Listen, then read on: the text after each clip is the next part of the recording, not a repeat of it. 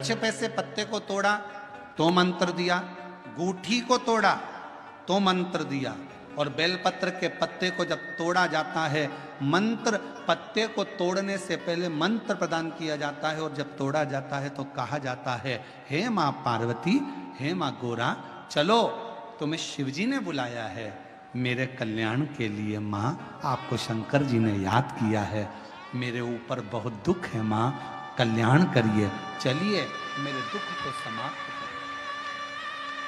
निमंत्रण दो।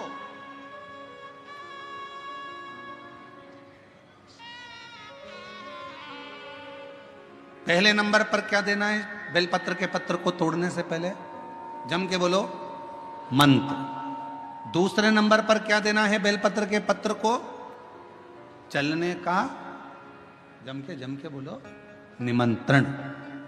मां पार्वती जी से कहो, हे मां गोरा, हे मां पार्वती, हे मां चलिए, आपको शिव जी ने याद किया है। मां, हे मां पार्वती, हे मां गोरा, मेरे कल्याण के लिए, मेरे दुख को दूर करने के लिए, मेरी तकलीफों को हरने के लिए, हे मां गोरा, मेरे कष्ट को समाप्त करने के लिए, मां गोरा, मेरा भंडार भरने के लिए आपको शिव जी ने याद किया है, निमंत्रण दो।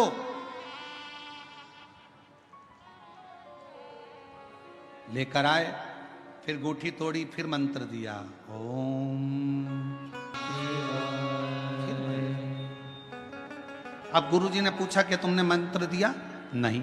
तुमने निमंत्रण दिया? नहीं। तो फिर तुम्हें क्या हक है कि बेलपत्र का पत्र तोड़ो? शिव महापुराण की कथा तो कितनी बड़ी बात कहती है, बेलपत्र के पत्र को सीधे पेड़ में से तोड़ कर लेकर आना चाहिए। बेलपत्र की डंडी, कई माताओं की, कई भाइयों की आदत थी, बड़ी सी डंडी होती है, उसको वहां से काट लिया, तोड़ लिया, पूरी की पूरी डंडी तोड़ कर लिया है, फिर घर पर आकर उसमें से पत्तियां तोड़ ली, जो डंडी थी उसको पटक दिया। ना ना ना, ये गलत, ये गलत।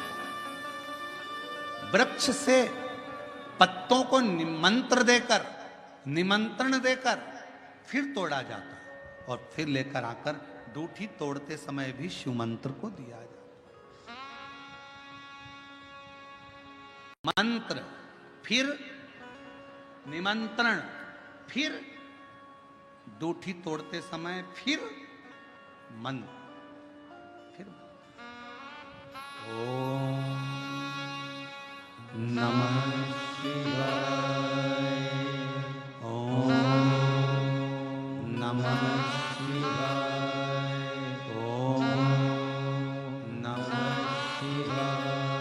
मंत्र के बाद निमंत्रण दो। मां पा, हे मां गौरा, साथ में बोलो, हे मां गोरा, हे मां पार्वती, चलिए आपको देव अधिदेव महादेव बुला रहे हैं मेरे दुख को काटने के लिए, कष्ट को मिटाने के लिए, तकलीफों को मिटाने के लिए। मां, आपको शिव ने याद किया है।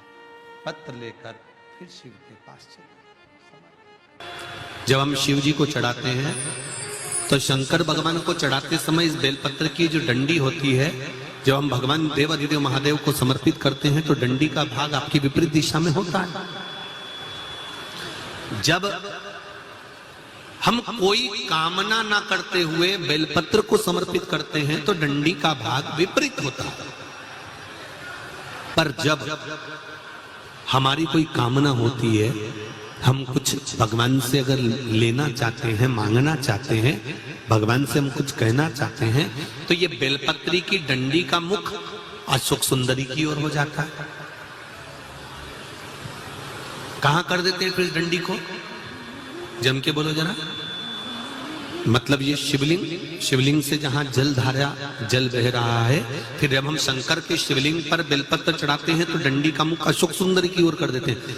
जब हमारी कोई कामना होती है तब, और जब कामना नहीं होती, हम केवल भाव से, दिल से भगवान शंकर को अपना बनाने के लिए भक्ति के बल पर हम शिव को रिझा रहे हैं, तो बेलपत्री का जो डंडी का भाग है वो आपके विपरीत दिशा में।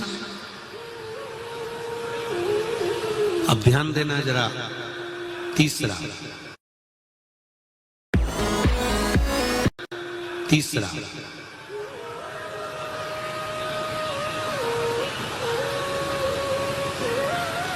शंकर भगवान को जो बेलपत्र चढ़ती है वो उल्टी चढ़ती है। सब लोग ऐसे ही चढ़ाते हो ना? अरे बोलो तो जम के। मतलब जो ये जो चिकना चिकना सा भाग है ये शिवलिंग की ओर होता है, ठीक है। पर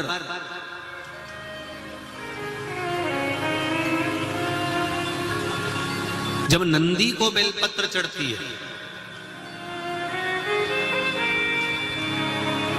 जब नंदीश्वर को बेलपत्र चढ़ती है तो वो बेलपत्र उल्टी नहीं चढ़ती, वो बेलपत्र सीधी चढ़ती। कारण, उसका क्या कारण होता है? आसन के ऊपर कोई बैठ रहा है तो आसन उल्टा बिछाओगे कि सीधा बिछाओगे? बोलो बोलो जम के, सीधा बिछाओगे ना। तो नंदी पर हम जब बेलपत्र चढ़ाते हैं तो बेलपत्र उल्टी नहीं चढ़ाना। नंदी पर जब हम बेलपत्र चढ़ाते हैं तो सीधी चढ़ाते हैं। उसका कारण क्या है कि नंदी पर भगवान शंकर आसन लगाकर बैठते हैं तो हमारी बेलपत्री का सुख उनको प्राप्त हो जाए।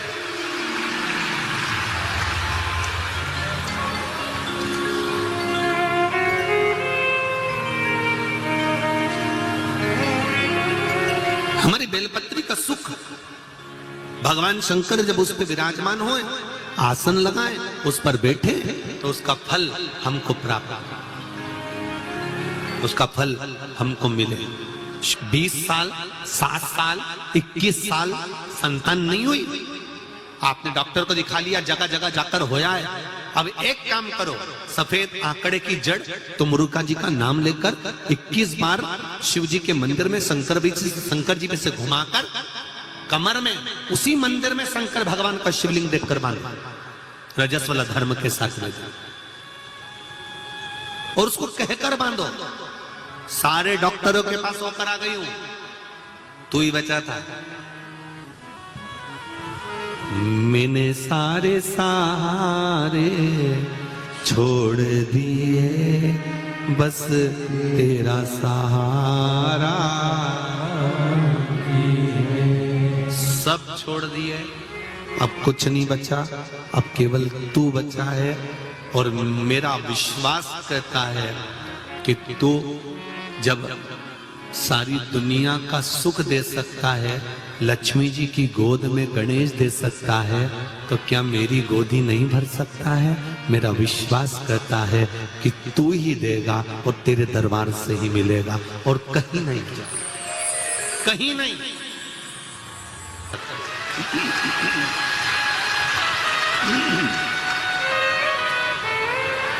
वह भी फलीभूत हो।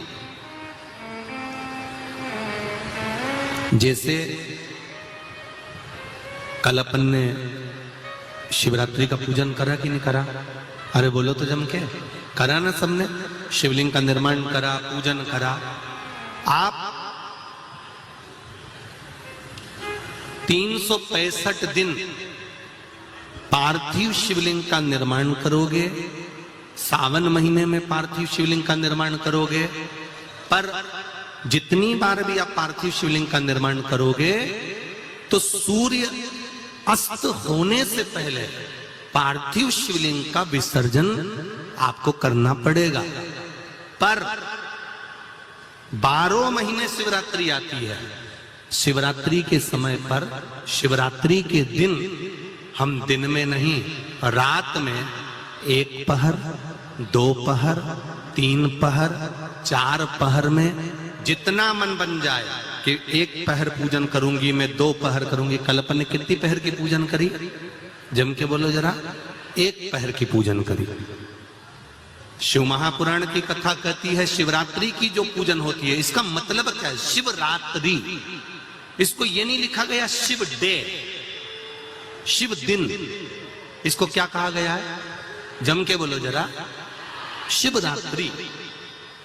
शिव महापुराण की विद्येश्वर संहिता में कुमार खंड के अंतर्गत स्कंद पुराण में जो वर्णन आता है कि 12 महीने शिवरात्रि आती है, जो रोज पूजन करने वाले हैं, रोज पार्थिव शिवलिंग का निर्माण करने वाले हैं, रोज सावन के महीने में शिवलिंग का निर्माण करते हैं, हजारों शिवलिंग बनाते हैं, तुम लाखों शिवलिंग का निर्माण कर लो, पर सावन के महीने में या 365 दिन शिवलिंग बनाओगे तो वो शिवलिंग तुम्हें सूर्य अस्त के पहले विसर्जन करना पड़ेगा। पर शिवरात्रि के दिन जो तुम शिवलिंग का पूजन कर रहे हो वो रात्रि में अगर करते हो तो एक पहर का करते हो तो एक पहर की पूजन करने के बाद विसर्जन कर दो, 2 पहर का करते हो तो 2 पहर की पूजन करने के बाद विसर्जन कर दो, 3 पहर का करते हो 4 पहर का करते हो तो 4 पहर का करने के बाद विसर्जन कर दो।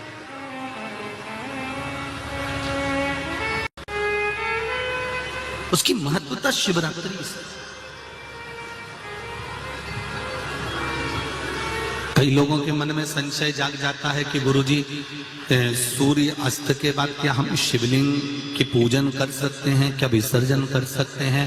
तो पहले तो अच्छे से समझ लो कि तुम सावन महीने की शिवरात्रि की पूजन कर रहे हो। रात्रि लगी हुई है उसमें कि रात्रि को ही होगी और रात्रि को ही विसर्जन होगा।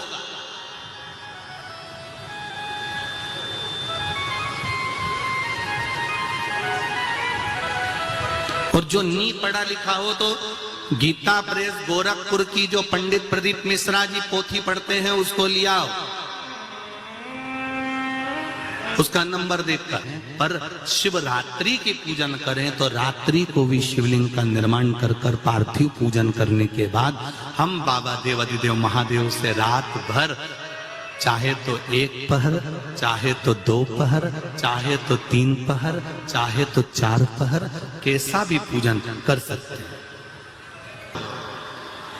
और तो भी मंजिल तक, लक्ष्य तक नहीं पहुंचे हो तो देवऋषि नारद ने कहा कहीं अगर शिव महापुराण की कथा श्रवण करने को मिल जाए तो दिल लगाकर, हृदय लगाकर 7 दिन, 9 दिन, 11 दिन, जितने दिन की शिव महापुराण की कथा मिले उसको निश्चित समय पर एक आसन पर बैठकर उसको श्रवण कर कर 1 बेलपत्र शंकर भगवान को समर्पित कर देने से भी मंजिल तक पहुंच सकते है। कष्ट आता है, बीमारी आती है, रोग आता है, थोड़ी तकलीफें बढ़ जाती है तो थोड़ा सा रुको, थोड़ा थामो, यही समझ लो कि मंजिल तक पहुंचना है और थोड़ा कष्ट आ गया है तो परमात्मा के यहाँ की लाल बत्ती खड़ी हो गई है, थोड़ी देर रुक लो। शिव नाम के मंत्र का जाप करना है तो पहले उनको पंचाक्षर से चालू करना पड़ेगा। और अगर पुरुष भगवान शिव के मंत्र का जाप कर रहा है तो उसको षडाक्षर से चालू करना पड़ेगा। समझ लेना जरा अच्छे से एक बार हो, जिससे हमारे से कोई गलती ना हो जीवन में। पंचाक्षर मंत्र सब बोलो जरा एक बार, नमः शिवाय, जम के बोलो, ठीक है। अब माताएं जब मंत्र का जाप करती हैं तो यहां से चालू करती हैं, जो अभी आपने बोला। पुरुष जब भगवान शिव के मंत्र का जाप करता है तो षडाक्षर मंत्र से चालू करता है, ओम नमः शिवाय। माताएं जब भी चालू करेंगी नमः शिवाय, ओम नमः शिवाय, नमः शिवाय, ओम नमः शिवाय। अब पुरुष करेगा कैसे, ओम नमः शिवाय, ओम नमः शिवाय, नमः शिवाय, ओम नमः। ये वंश की वृद्धि करने वाला।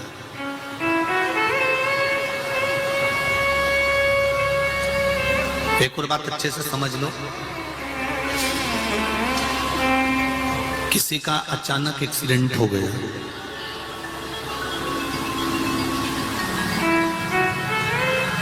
तुम्हें शुद्ध नहीं है,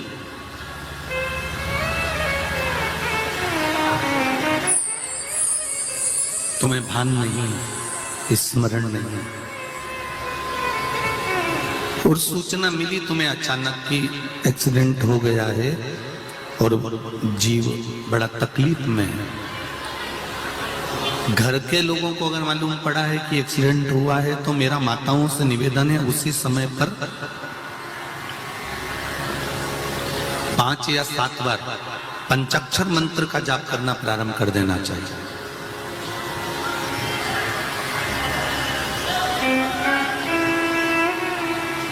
घर के उस चौखट पर जहां अपने पूर्वजों का स्थान है, जहां अपने पितरों का स्थान है, जहां अपने देवताओं का स्थान है, जहां अपने कुल देवी देवता का स्थान है, उस चौखट की ओर स्मरण कर कर शंकर के पंचाक्षर मंत्र का जाप कर लिया।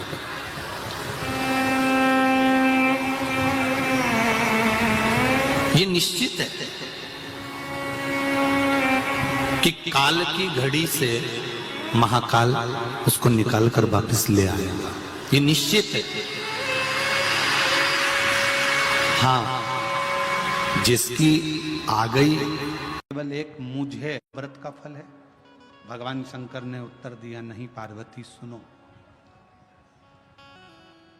33 कोटि देवता में केवल एक शिवजी कहते हैं, केवल एक मुझे लोग पशुओं का देव भी कहते हैं, पशुपति नाथ भी कहते हैं। उसका फल मैं तुम्हें बता रहा हूं। पार्वती, शिवरात्रि,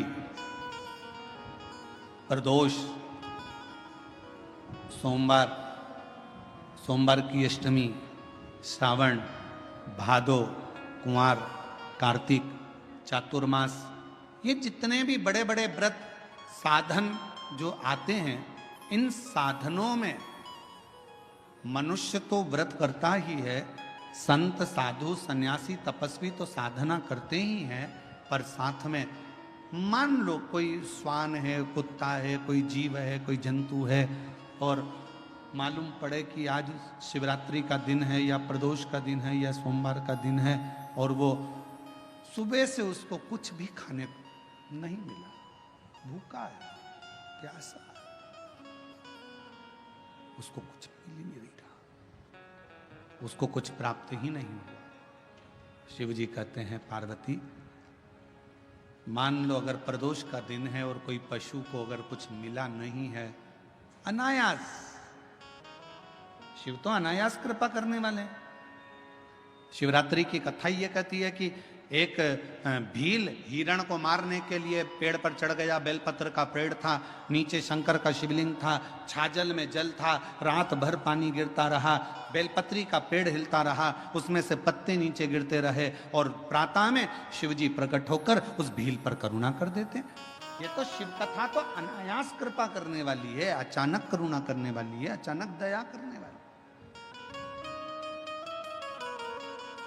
कोई पशु है, कोई पक्षी है, कोई जलचर है, कोई थलचर है, कोई वायुचर है, कोई ऐसे जीव हैं जो तिथि पर मान लो भूखे हैं, प्यासे हैं, शिव कहते हैं, पार्वती जितना मनुष्य को व्रत का फल प्राप्त होता है, शिव कहते हैं उससे 4 गुना ज्यादा फल मैं पशुओं और पक्षियों को भी प्रदान कर देता हूं, उससे 4 गुना ज्यादा।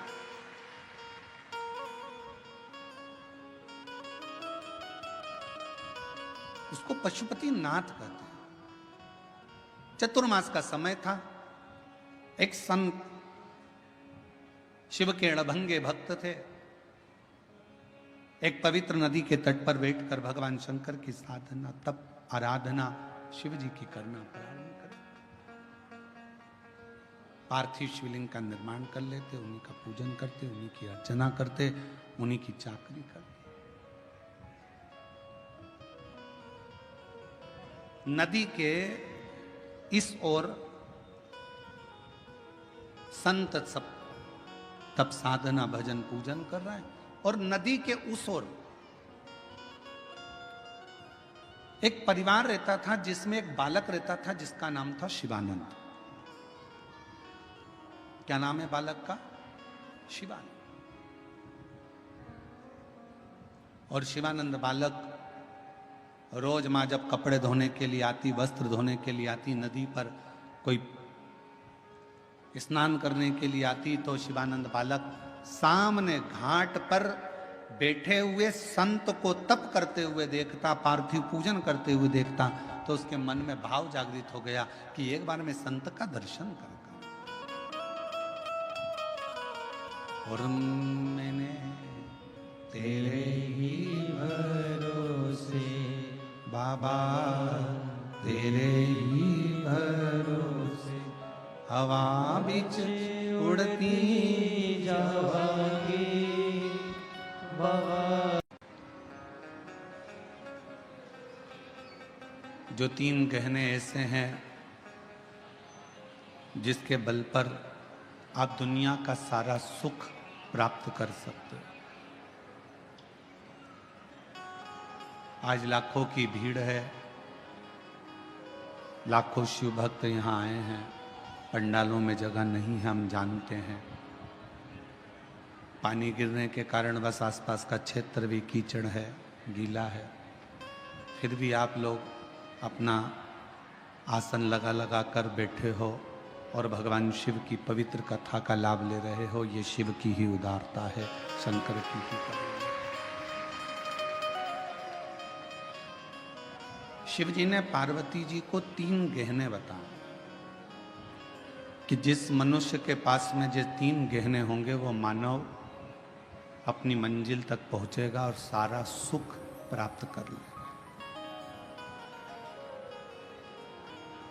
और जिस जिस मनुष्य को अपने जीवन में ये 3 गहने मिल जाएं, समझ लेना कि आपको फिर कहीं जाने की जरूरत नहीं है,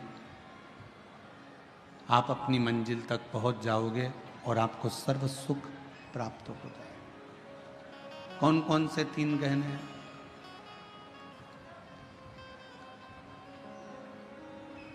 वो 3 गहने हैं।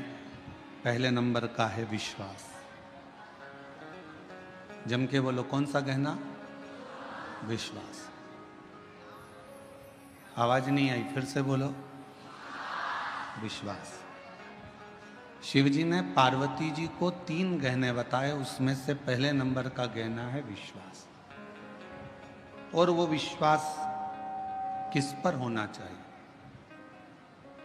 एक विश्वास होना चाहिए अपने आप पर कि मैं जो करूँगा वो अच्छा ही करूँगा और मुझे उम्मीद है कि मैं एक ना एक दिन अच्छा कर कर रहूँगा। ये विश्वास।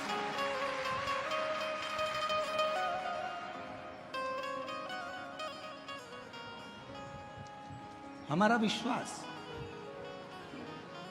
हमारा भरोसा, हमारी दृढ़ता, और ये विश्वास खुद पर भी हो और मेरे शिव पर भी हो। ये विश्वास स्वयं पर भी होना चाहिए और देवाधिदेव महादेव पर भी होना चाहिए।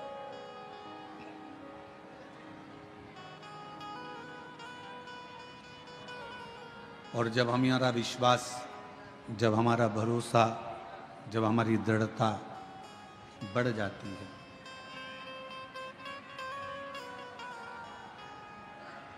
जब हमारा विश्वास, हमारी दृढ़ता बढ़ जाती है, तब निश्चित है कि हम जो नहीं भी कर सकते हैं वो शिव जी की कृपा से कर दिखाते हैं और मंजिल तक पहुंच जाते हैं।